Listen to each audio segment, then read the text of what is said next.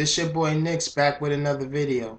And this is going to be a little bit different. This is going to be a throwback video. I'm going to take you all the way back to 1993. Now, every basketball fanatic knows that in 1993, the Chicago Bulls completed their first three-peat. But to get there, they had to beat two teams that won at least 60 games. They had to beat the New York Knicks, who went 60-22, good for first place in the Eastern Conference. And they had to beat the Phoenix Suns, who went 62-20, good for the best record in the NBA. Now, let's just say the Knicks had beaten the Bulls that year and went on to face the Phoenix Suns in the finals. Who would win? Many people in New York and Phoenix have gone back and forth over and over and over the years because both teams feel like Michael Jordan cost them the NBA championship that year. But in actuality, who would win? I'm going to get my insight. Now let's compare the two teams starting with the 1993 Knicks. Now the 1993 Knicks went 60-22 for the season, which tied the franchise record for most wins in the season with the 1970 Knicks, who won the NBA championship in 7 games over the Lakers. Good times, good times. Shout out to Willis Reed. But let's get back to business. Now the 1993 Knicks also won 37-4 at home, including a 27-game home winning streak, which was ended by Charles Smith in Game 5 against the Chicago Bulls. Now, wait. I know you're thinking, why did I say Charles Smith instead of the team as the Knicks? Because I feel that Charles Smith lost that game. Now, it's hard to blame one player for a loss of a game, but if you guys don't know, he had numerous opportunities to make that basket. You got to come up with a foul or with a basket. Dunk the ball!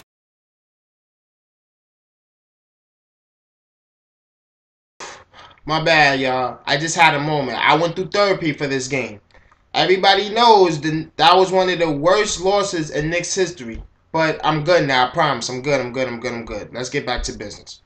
Now, Patrick Ewing led the team in points per game with 24.2 points a game. And he led the team in rebounds with 12.1 rebounds a game. For these efforts, he was awarded All-NBA second team. John Starks was awarded All-NBA defensive second team.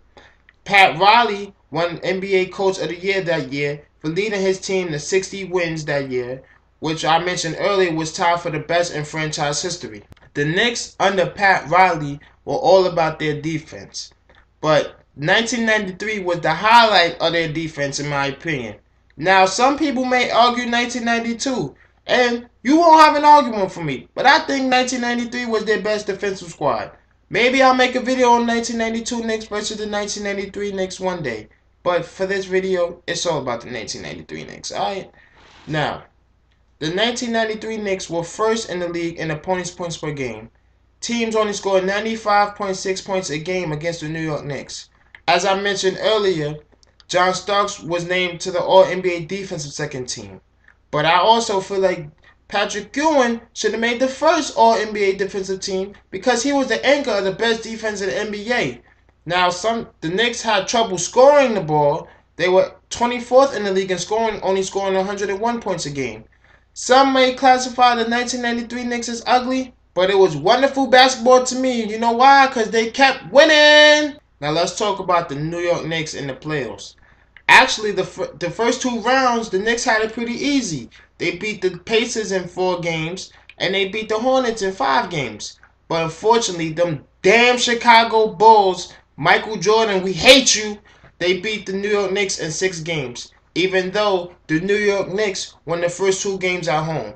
Now, the first 2 games were highlighted by a dunk by John Starks. He dunked on Michael Jordan. Now, I know what you're saying. Those of you who saw that video, oh, he dunked on Horace Grant. No, he dunked on Horace Grant and Michael Jordan.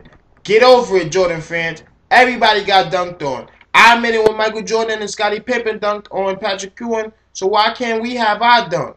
Get over it, Jordan fans.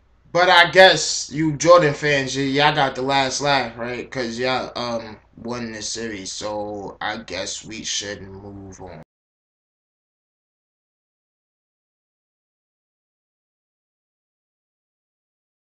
Now let's talk about the Phoenix Suns. The Phoenix Suns, as I previously mentioned, had the best record in the NBA at 62-20. They were 35-6 at home, which is a smidget below the 37-4 New York Knicks home record, but it's still pretty good. Charles Barkley won his first and only MVP that year for leading his team for the best record in the NBA. And like John Starks, Dan Marley made the NBA defensive second team. Now, if the Knicks were all about defense, this team was all about offense. This team led the league in points per game with 113 points per game, but unfortunately, they were only 18th in the league and giving up 106 points a game. Their defense was very average. Unlike the 1993 New York Knicks, the Phoenix Suns had a tougher time in the playoffs. The Phoenix Suns beat the LA Lakers in 5 games after losing the first 2 games at home. They beat the San Antonio Spurs in 6 games, but Game 6 was a 102-100 victory at San Antonio. They beat the Seattle Supersonics in 7 games. Charles Barkley went for 44 points, 24 rebounds in Game 7. And they lost to Chicago Bulls in a heartbreaker 6 games. Game 6, everybody knows John Paxson with the game-winning shot. Now that we're done comparing the two teams, let's figure out who will win this series with this make-believe NBA Final Series. Now, they did go head-to-head 2 times in 1993, each team winning on their home floor. The 1993 Knicks beat the 1993 Phoenix Suns on Martin Luther King Day at Madison Square Garden by 3 points. But on March 23rd, 1993, the Knicks got smacked by the Phoenix Suns. It was a 20-point victory. Now, that game in Phoenix was memorable because they had an infamous brawl when Greg Anthony threw a punch and all hell broke loose. But that's besides the point. I feel like the Phoenix Suns would lose to the New York Knicks in a 6-game series because the New York Knicks had the best defensive team that year. And as they say, offense sells tickets, but defense wins championships. Now, even though Charles Barkley scored over 30 points in those 2 games against the New York Knicks, I have a hard time feeling that the New York Knicks wouldn't find a way to slow him down in a 7-game series. Now, if you don't believe me, you can ask the great Michael Jordan. Let's compare Michael Jordan against the Phoenix Suns and against the New York Knicks in 1993. Now, let's talk about Michael Jordan against these 2 teams. Now, Michael Jordan in 1993 in the Eastern Conference Finals only averaged 32.2 points a game. Wait, what am I talking about? Only 32 points a game. That's a lot of damn points. But he shot 40% from the field. And he did have a 54-point outburst in Game 4 against the Knicks. But other than that, he shot very poorly from the field. He did average 7 assists and 6 rebounds. But that's why he's also known as the greatest player of all time, because he could do other things besides scoring, unlike some of you guys out there in the league right now. We're not going to call out any names. Now, against the Phoenix Suns, Michael Jordan went off. He had the highest scoring average in NBA Finals history. He averaged 40 points a game against the Phoenix Suns. Are you kidding me? 40 points a game. I take that comment back, talking about the Phoenix Suns defense was marginal. It was pretty damn bad if you let a guy score 40 points. I understand it's Michael Jordan, but come on. He shot over 50% from the field. He had 8 assists, and he had 6.3 assists, and he had over 8 rebounds. That boy was just having a field day with the Phoenix Suns. Now, let's compare the 2 teams against the Chicago Bulls. The New York Knicks in 1993 won the first 2 games at home. As I mentioned earlier, John Starks dunked on Michael Jordan in Game 2, but then they lost the next 4. The Phoenix Suns lost their first 2 games at home. I don't know why they keep losing games at home. In fact, they lost every home game in that series. You can't be serious losing every home game in that series against the Chicago Bulls.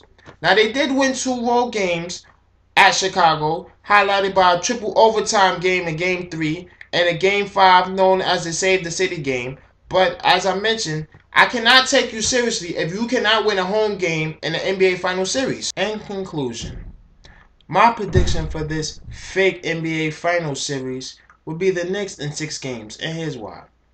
Although Phoenix Suns had the home court advantage throughout the playoffs and the series, obviously, I don't feel bad at all for the Knicks going to Phoenix and still in the game because the LA Lakers did it. They stole 2 home games, and Chicago Bulls stole 2. They stole 3 home games. So why can't the Knicks steal a home game? The Knicks had the better defense that year. They had, and as you know, offense sells tickets, but defense wins games. And also the Phoenix Suns had nobody to stop Patrick Ewing. Now I know you're saying, "Oh, Patrick Ewing always comes up small in big games." Shut up! You don't know what you're talking about. Now, a Phoenix Suns fan would say, "Well, who do the Knicks have to stop Charles Barkley?" Well, Anthony Mason and Charles Oakley can slow him down a little bit. I mean, if they can slow Michael Jordan down, you think they can slow down Charles Barkley? And the Knicks were sloppy with the ball at times, but it's not like the Phoenix Suns were a great defensive team anyway, so I think they'll have an easier time scoring the basketball. So my prediction is the Knicks in 6 games. But what do you think? You might say I'm biased because I'm a Knicks fan, as you can see by the wonderful gear, by the way, the wonderful Knicks gear. Shout out to the New York Knicks, 1973 NBA champions. But what do you think out there? I really think it would have been a great series. It's unfortunate that we couldn't see it because that damn Michael Jordan, he ruined the next season again, time after time after time. That man ruined my childhood. I can't even watch Space Jam after that. But anyway, leave your comments below. Who would win, the 1993 New York Knicks or the 1993 Phoenix Suns? Until next time, this is your boy Knicks. Thanks for tuning into the Knicks channel, and I'm out. Peace.